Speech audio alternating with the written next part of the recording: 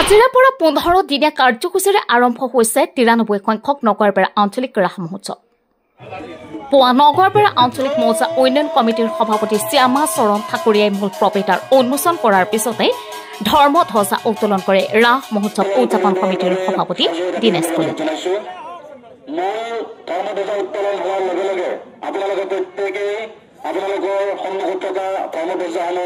উত্তোলন কৰিবৰ বাবে আমি অনুৰোধ জনাইছো।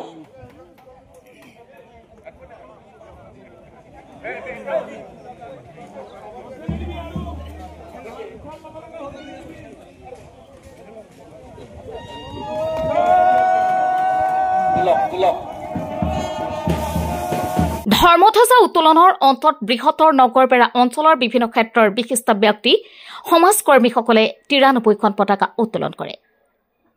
উল্লেখ্য যে 1933 চনত নগৰবেৰাৰ কমলাকান্ত দাসৰ বাসগৃহত প্ৰথমবাৰৰ বাবে ৰাস আয়োজন কৰিছিল আৰু সেই ৰাস মহোৎসৱে আজি 93 বছৰত ভৰি দিছে। বৃক্ষৰোপণ শ্বহীদ তৰ্পণ কাৰ্যসূচীও ৰূপায়ণ কৰা হয়।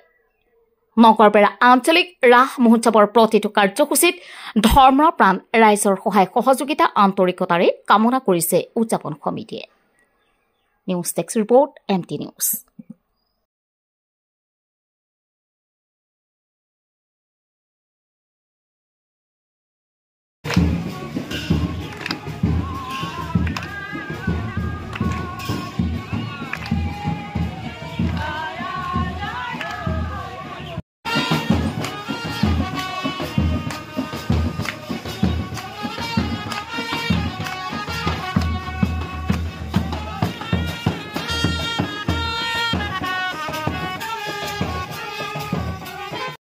এটা আনন্দৰ দিন, গৌৰৱৰ দিন। নগৰবেৰা আঞ্চলিক ৰাস মহোৎসৱে এইবাৰ 93 বছৰত ভৰি দিছেহি।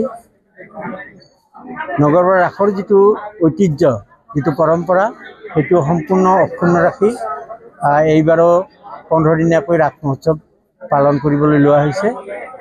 এই ৰাস মহোৎসৱলৈ আমি সমূহ অসমবাসী ৰাইজকে আপোনালোকৰ যোগেদি আমি নিমন্ত্ৰণ জনালোঁ।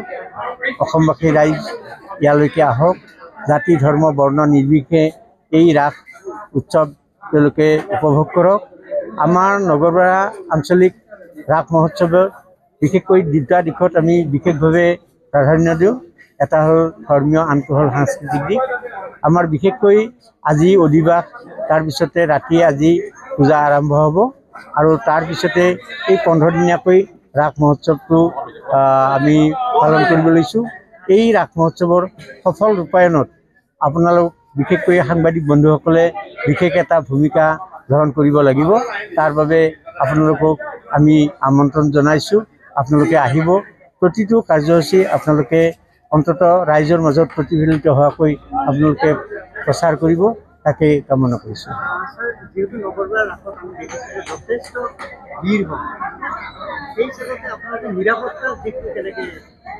আমাৰ চক্ৰ বিষয়া মহোদয় আৰু থানাৰ ভাৰপ্ৰাপ্ত বিষয়া মহোদয়ৰ লগত আমি যোৱাকালিও আমি এটা আলোচনাত মিলিত হৈছিলোঁ আৰু বিশেষকৈ আমাৰ যিকেইজন এই স্বনামধন্য শিল্পীয়ে ইয়াত হয়তো সাংস্কৃতিক অনুষ্ঠান পৰিৱেশন কৰিব, যেনে নাহিদ আফ্ৰিন, কুসুম কৈলাশ, মৰ্মিতা মিত্ৰ, এনেধৰণৰ তেওঁলোকৰ কাৰ্যসূচীবিলাকত যথেষ্ট মানুহৰ ভিৰ হ'ব, এইটো আমি আশা কৰিছোঁ।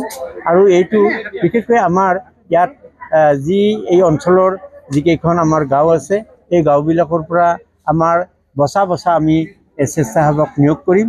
প্ৰশাসনৰ বিশেষকৈ পুলিচ প্ৰশাসন থাকিবই আৰু তেওঁলোকক সহযোগ কৰিব পৰাকৈ আমি কমেও 300 আমি স্বেচ্ছাসেৱক নিয়োগ কৰিছোঁ। এয়া 28টা CCTV বৰ্তমানত স্থাপিত হৈছে আৰু সেইটোৰ দ্বাৰা আমি অন্ততঃ এটা নিৰাপত্তাৰ দিশত আমি সেইটো কণ্ট্ৰল কৰিব পাৰিম বুলি আশা কৰিছোঁ।